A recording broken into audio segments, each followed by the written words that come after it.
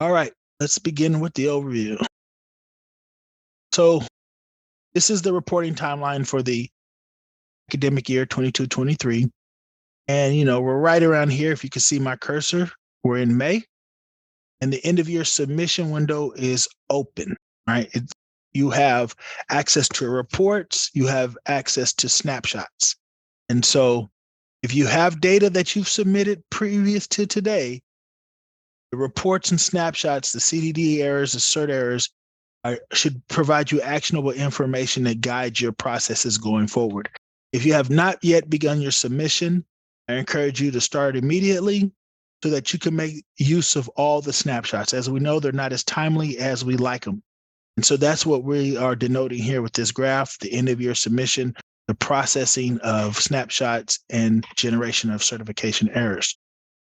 Then you can see where the certification deadline is, July 28th, and the final deadline of July 25th.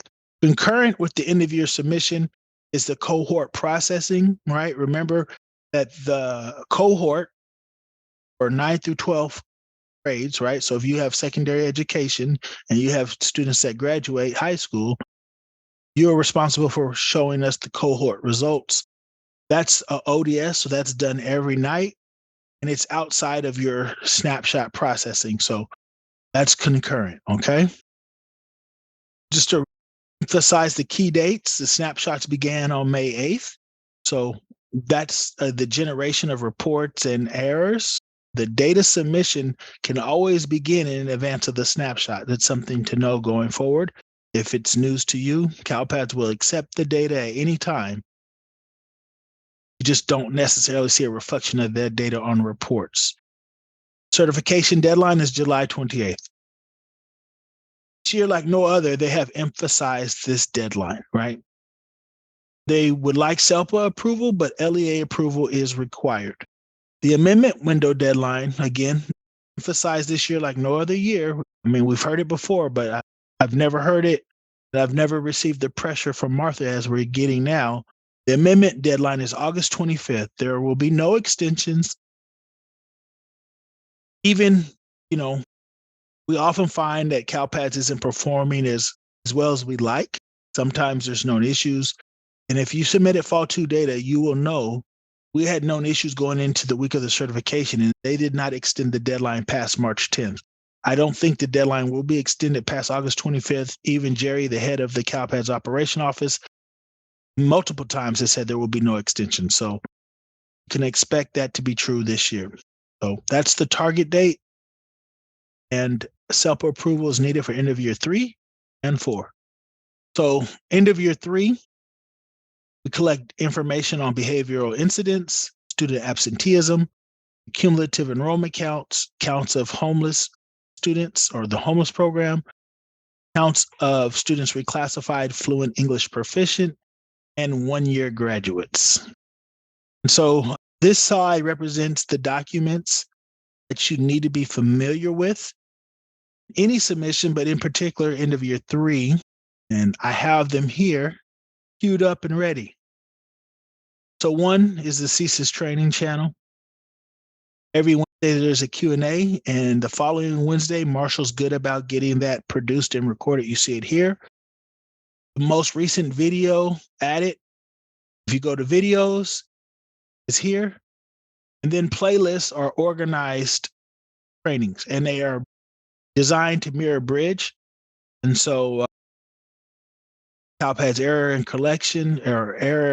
correction and submission reports documentations collected. You can see the basics training. So when we had the training sequence, these are the type of trainings you would see.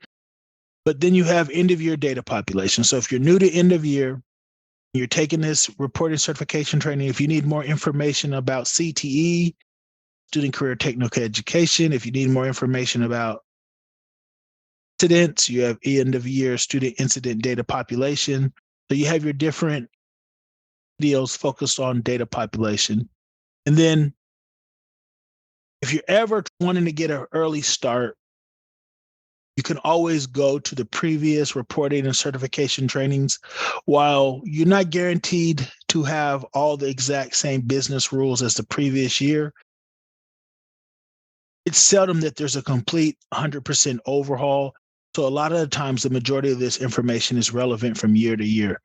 And so would always, for a refresher, start here before live training starts, go ahead and get started. That's YouTube. There's more to it, but we don't have all day. Here we have the CalPads user manual. Kyron here today is I would say primary, but he's really the sole person who updates, authorizes. We can make suggestions. Hey, Kyron, put this in here, but we're not helping him. That's just, we're lazy. So this is like Kyron's baby. You can put a K here, CalPads. It's his son. So I want to point out the end of year roadmap. Again, quick links, right? Down here at the bottom. If you need help, you click this button, goes to the web form. If you want to join the Q&A about 2:55, come here and click that. But in the roadmap, if you're new, are instructions. It'll get you started on end of year. And if you specifically need information about end of year 3, you can go to what files to submit for end of year 3. And then within the user manual, there's links here, are instructions of how to submit data using CalPads online maintenance. And it's not limited to online maintenance or functional instructions. Kyron has expanded the user manual over years, and you can see that there's actual instruction here. So you have when to submit incident record, incident reporting reminders, so on and so forth. So if there's any one document to start at, it would be the user manual. The other supporting documentation are system documentation webpage. You should bookmark this page because it's access to the CDE portal, not just this page. So while you have file specifications, the error list and data guide, all documents that you will have to refer to from time to time, your communications, your most recent announcements, changes to system, forecasted plans are all announced here. And so while the documentation may be a little bit out of date, your flash messages has your most pertinent information as it pertains to CalPads. And then you can see the other links here. And then like today's training is end of year 3 reporting certification. You can always access today's training from the CSIS Figmat resources page. Whenever someone says, can you post a link to today's training? We just copy it and put it in the chat. And, that's where I will get it from. We'll copy it here. We just place it in the chat. And then you all have it. But you don't have to wait on us. Even in advance of the training, it's posted here. So those are what makes up the survival kit. If I would say this, because the timelines are so tight, and we want to promote independence and problem solving, right? If you submit a support request or a ticket to your monitor, email your monitor, we are familiar with these resources and we can point you in the right direction. A lot of times we can help answer your questions directly, but as a habit, we should be also explaining the resources we use to answer the question. And we don't do that we do that specifically so you can learn the value and the type of information in these documents and on these websites.